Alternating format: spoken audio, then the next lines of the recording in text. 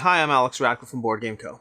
And the title of this video, which you probably already clicked on and saw, is something along the lines of why you shouldn't have backed Marvel United, or Marvel United X-Men, or why I shouldn't have backed it, or we shouldn't have backed it, or why you shouldn't have gone all in. I'll figure out the exact title later. And I say exact title because it's not that clear, but also the longer the title gets, the less readable it is. So we'll figure out that balance. But I'll apologize in advance because to a certain extent this video might come across as preachy, and it's not meant to be.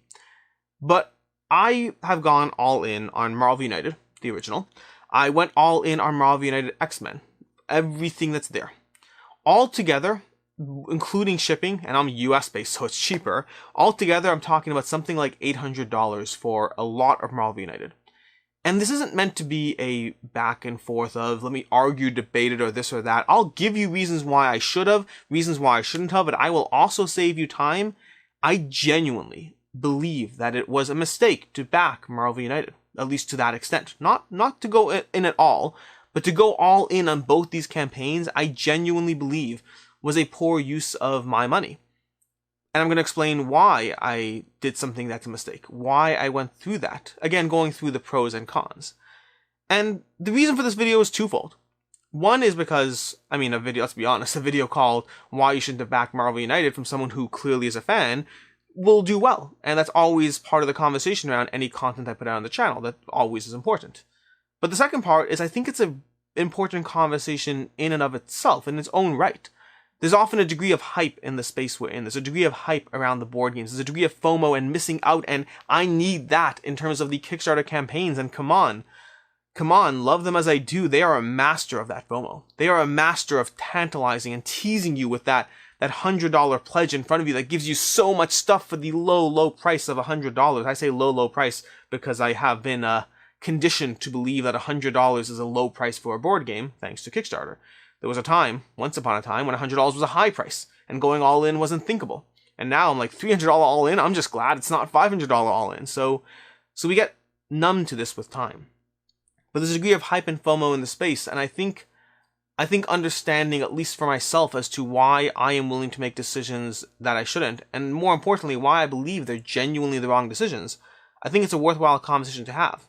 I also, unrelated, think this is a very accurate and relevant mug for this conversation. So that's why, that's not mean it's here because it's coffee, but outside of the coffee part, I choose my mugs. Sometimes I choose my mugs, other times. So let's go through this. $800 for Marvel United. $800 for absolutely everything. Now, to be clear, that is absolutely everything. That's both playmats. Not that I would have bought the first one had I known about the second one. That's going to be all of the cardboard locations. Those absolutely added to my experience, at least in the base game I've played so far. The cardboard locations are much better than the flimsy ones. Happily play with those. The upgraded cardboard dashboards for Season 1 and Season 2, absolutely all in on that. The upgraded plastic tokens, don't know if I needed those. I was always fine with the cardboard tokens, but once you're spending... By the way, this is horrible logic, never do this. Once you're spending, $770, what's the big deal? Spend $800. It's not that big a deal after that, right? The logic is wrong, just so we're clear. And absolutely all the gameplay content as well. Basically anything and everything you could possibly get from Marvel United, I have purchased. I guess I'm sure you can get more stuff. I'm sure there's aftermarket inserts or who knows what. I haven't gotten the who knows what part of things. And that's a lot of stuff for this game, and there are many reasons why. Well, let's start with the reasons why I shouldn't have backed it, because I think the first one is obvious. It's staring in your face. It's $800. That's absolutely insane. That's an insane amount of money for a game, a lighter game by that. This is not the heaviest game. In fact, I have said, and I believe it's true, that if this game did not have the Marvel IP slapped on it, I do not believe I would keep it in my collection. It is fun, it is solid, it is well designed, it is a good experience that I enjoy every time I play it, and yet, if it didn't have the Marvel United IP, I'd likely look at it and say, it's too simple. It's not interesting enough. It's not a good enough game. It's just not enough going on there. And as soon as you slap on Captain America and all these little Venoms, by the way, have you seen the new Venom trailer? I want to watch that Venom movie. But all these little Venoms and Spider-Mans on the top, and they're fighting off and sparring and going against each other, suddenly I'm a lot more forgiving. Which isn't something that's usual for me, by the way. Usually I'm very much a mechanics over theme person from today until tomorrow. And yet there are the occasional exceptions, and I like Marvel. I like Marvel as an IP, and I like having my little Marvel chibis, and the gameplay is lighter, but $800 for that gameplay is absolute insanity. Just in and of itself, you don't need another argument past that. It's a lot of money. How much equivalent other experiences, reason number 2, how much equivalent other experiences can you get elsewhere? Because this is part of what I find an interesting part of the conversation, and part of why I believe it's a mistake to have gotten all this stuff. I'm not saying deprive yourself. In general, I mean, if you watch my channel and the amount of games I get, I'm absolutely not saying deprive yourself. But I am a big fan of looking at what you can buy and then weighing that up against the other things you can buy. And just going that way. So if there's a reason my family doesn't really take, $5,000 vacations. I mean, forget COVID. Even before COVID, we don't take $5,000 vacations anywhere because we look at what we can get, and we can get a bunch of smaller vacations, a bunch of smaller day outs, and then a bunch of other things for the house, and figure all that out. We look at where we can spend money, and we choose to spend money on the thing that gives us the greatest return. Similarly, that $800 purchase of Marvel United, how many other board games can that buy you? Even if you're just staying in the realm of board games. How many other games that are on your wish list, your want list? I mean, even going with a high, let's say a $50 per game average, and that's extreme, by the way. You can often get games for $30 to $40 very reasonably that will fulfill what you want. But let's say $50. That's going to be 16 different experiences, 16 different board games, and you traded all that for Marvel United, which has variety in the gameplay, absolutely, but a lot of variety is just going to come from choosing which hero to play at. Today I'm going to play as Peter Parker. Today I'm going to play as Porky Pig. I'm not playing as Porky Pig. I don't like Porky Pig. Nothing personal. It just doesn't do anything for me. Today I'm playing as Venom or Carnage or whatever it is. There is variety, but I mean, not the variety of 16 board games variety. So how many equivalent other experiences can you get if you had chosen not to go all in on Marvel United? And is this one worth it for you? Number 3, and this is a big one, by the way. Having this much content for any game genuinely makes it harder to get to the table. Genuinely.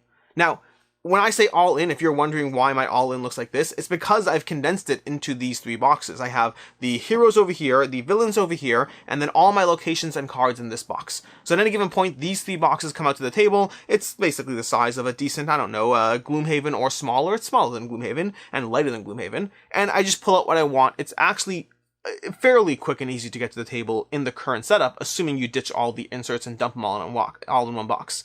That said, it's still harder than tabling base Marvel United or base Marvel United and 1 expansion. If you just had that would absolutely be much easier to table.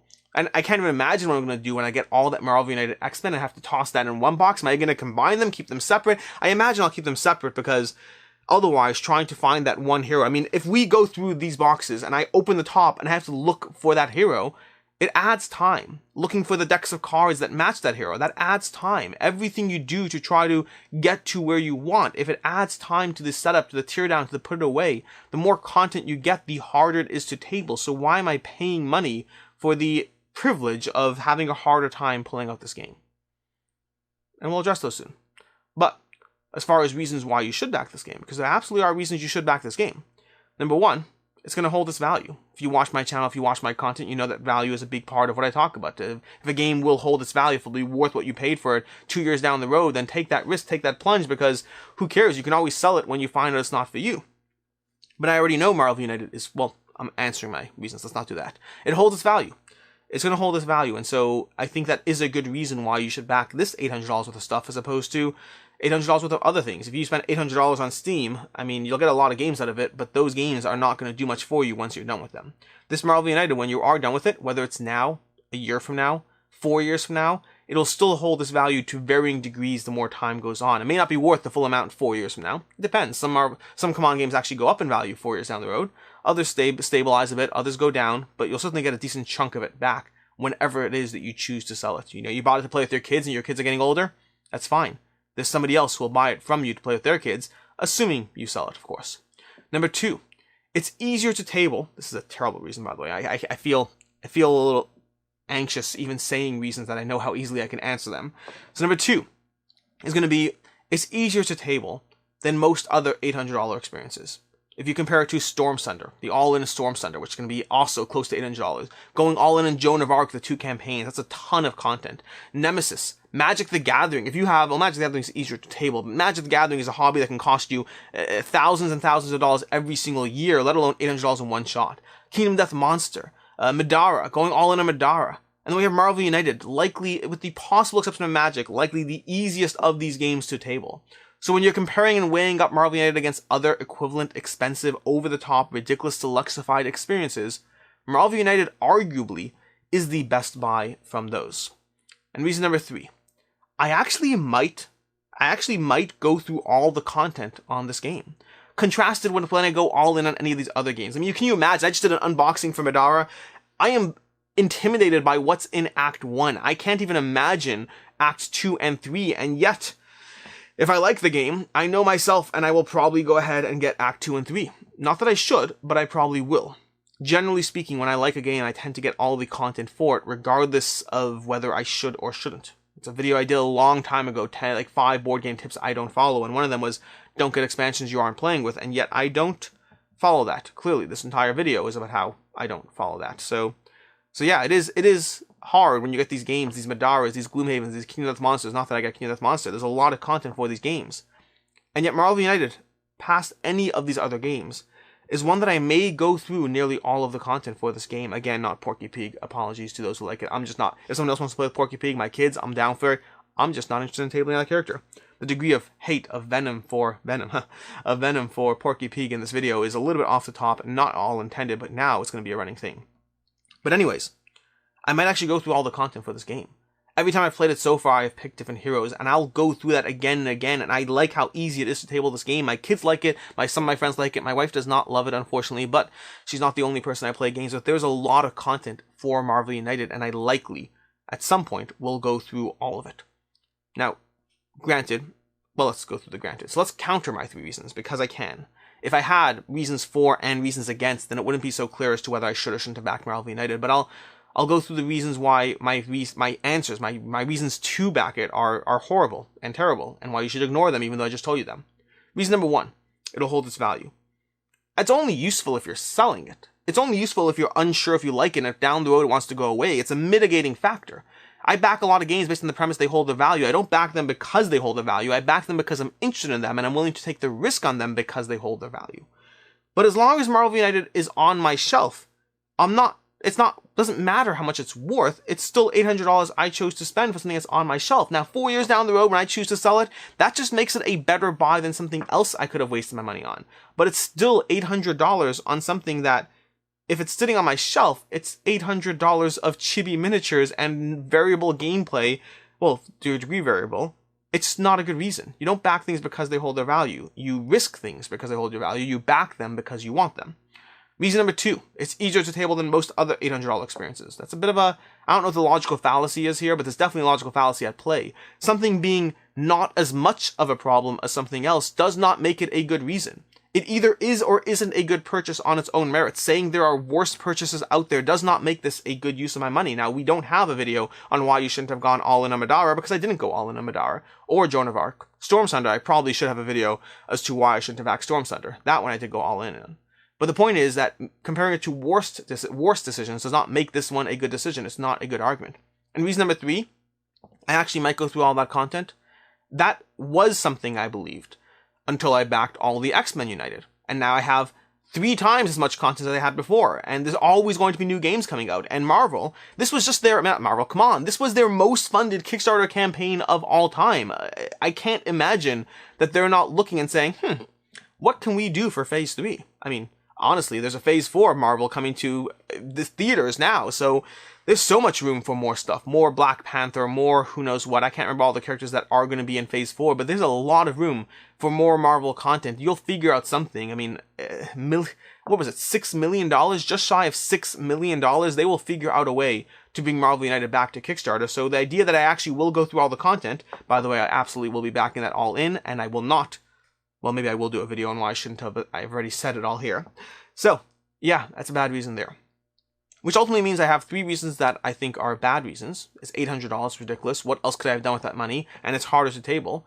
And 3 reasons that are more of a straw man argument that I can easily tear apart. So why did I back it? And ultimately, do I believe it's a bad decision?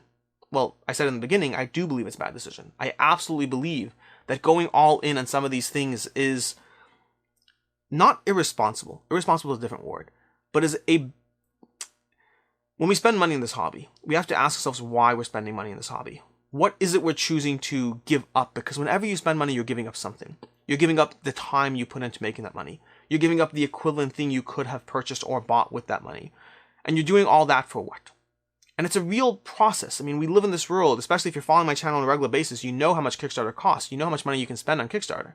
And for me, even though I back, let's say like 7 or 8 Kickstarters a month, most of those will rotate out of my collection. Most of those will be sold. So I'm not looking at those. Those I can justify from today to tomorrow. Genuinely justify. If I turn around and sell it and I get my money back, that's fine. It's the ones I keep. It's the giant basement around me full of games that we have to ask ourselves why we're spending so much money, and is it worth it? Could we get equivalent enjoyment from the hobby if we spent less money? The answer in most cases, by the way, will be yes. You often can get away with spending less money on this hobby and having an equivalent degree of enjoyment, or not necessarily equivalent, but a less of a diminishing return, so to speak. Sure, if I spend X amount on board games, that helps enjoy the hobby. If I spend X times 2, I'm not getting times 2 enjoyment. Diminishing returns is a real thing, and $800 in Marvel United is going to be the epitome of diminishing returns. I don't have a good answer here. The end conclusion here is that it's an illogical decision that is irrational that I should not do. Genuinely should not. I allow myself to do it. I allow myself to make a bad decision. The analogy I had when I was talking about this briefly in one of my weekend reviews, the analogy I had is that it's akin to eating a cookie that's on the table. That sometimes you do things that you know you shouldn't. Sometimes you do things that you know is the wrong decision. If you are trying to lose weight like I am, and I sit there and that cookie is in front of me and I eat it, it doesn't matter that I know I shouldn't. I'm tempted by it. Now, I don't want to make horrible decisions in life, and so I temper my bad decisions with a degree of logic, a degree of rational thought that goes into how many bad decisions will I allow myself and how many will I not.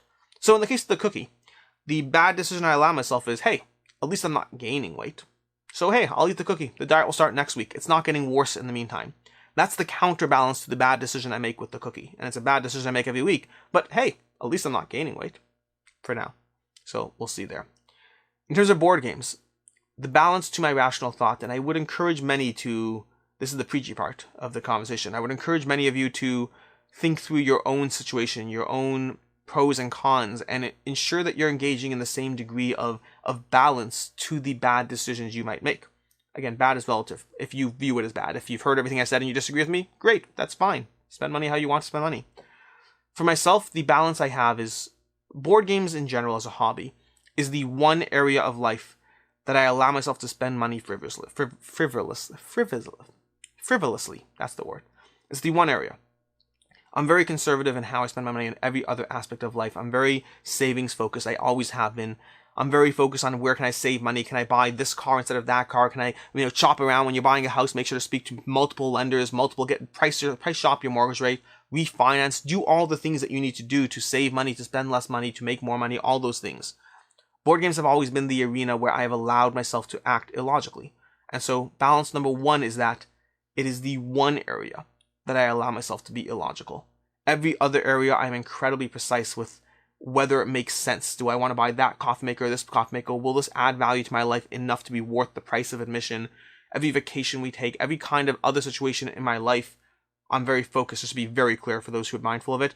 My wife's allowed to do what my wife's allowed to do. She can do whatever she wants. She and I are very similar minded. This is just because there's always be that one person who's like, wow, Alex spends money on board games and controls his whole family's spending. No, my wife and I are very like-minded in how we approach life in general. And for those of you who've watched our videos where we go over what to back or not to back, you see her encouraging me to back more. So yes, we're very like-minded. But it's the one area where I allow myself to be illogical in my spending. Reason number two, or counterbalance number two. I save money every single month. And there's a degree of privilege attached to this, but I don't think the privilege matters to the end result. I have a good day job. And granted, I do want to leave that good day job one day to do this full time because I love content creation so much. I love board games and a space in general so much. But for right now, I have a decent day job and I'm able to save money every single month. And because I'm putting aside money for the future every single month, I know that, hey, I'm spending money in a way that I shouldn't.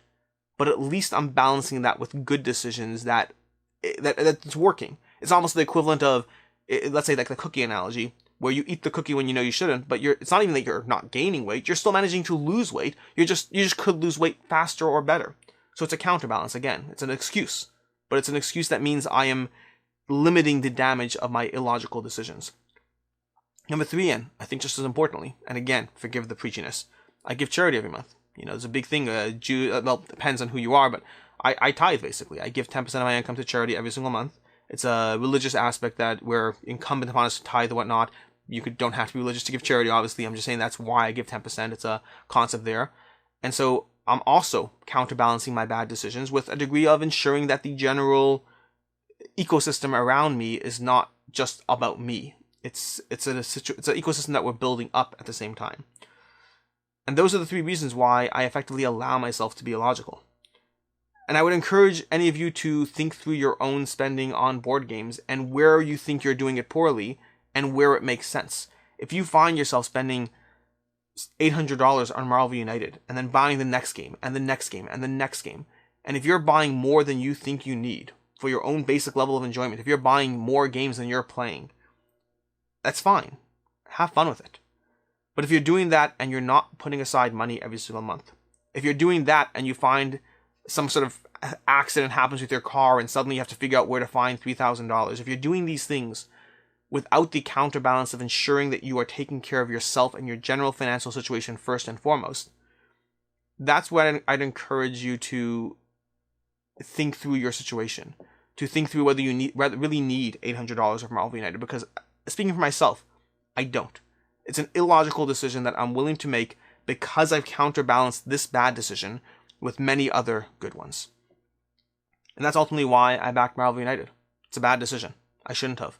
I am very much a victim's the wrong word. I don't like ever calling myself a victim. I am very much foolishly acting the way CMON intends me to foolishly act when they put out a Kickstarter that has a low $100 point of entry that then balloons up to $600 by the time you're done. And they're not the only company to do so. I think they are probably the most known company for doing so, but they're not the only company by a long shot. Lots of other companies prey on our FOMO, and the space is only getting bigger. We'll all have to figure out how to pick and choose where to spend our money. We have to figure out the general concept of you can't get everything. We have to lock that into our brains. We have to pick and choose where we spend our money, where we spend our time, because it's only going to get worse. The more money that exists in the space, the more you'll find companies who want to join the space. And so we have to figure out our self-control because no one else is going to do it for us. I hope that sounded decent and not too preachy, because again, it's a balance. It really is a balance. I believe in everything I'm saying, and I believe it's worth internalizing, but it can come across the wrong way, and I apologize if it does. It's not my intent. I'm here to play board games and have fun, and I will be responsible for some of the hype you see when I sit there and talk about the next game. I just played The Witcher yesterday, and I have to get more plays in, but The Witcher board game, I am 90% sure it's getting a 5 out of 5 for me. I loved my experience with it. I have some nitpicks, we'll get to it, but I'm going to sit there on camera and hype it up. I'm going to tell you why I enjoyed it so much. I'm going to tell you every single aspect of that game as to why I am a huge fan of it. And I'm part of the problem because of it. I'm still going to do it because my job here, job is a relative term, but hopefully my job here is to be a reviewer, to tell you when I'm excited and to tell you when I'm not excited and the reasons why, for, and against, and all of that. So yeah, this is the counterbalance to me hyping you up, telling you why I shouldn't have backed Marvel United, and perhaps why you shouldn't either. Until next time, I'm Alex Radcliffe from Board Game Co., and have a good one.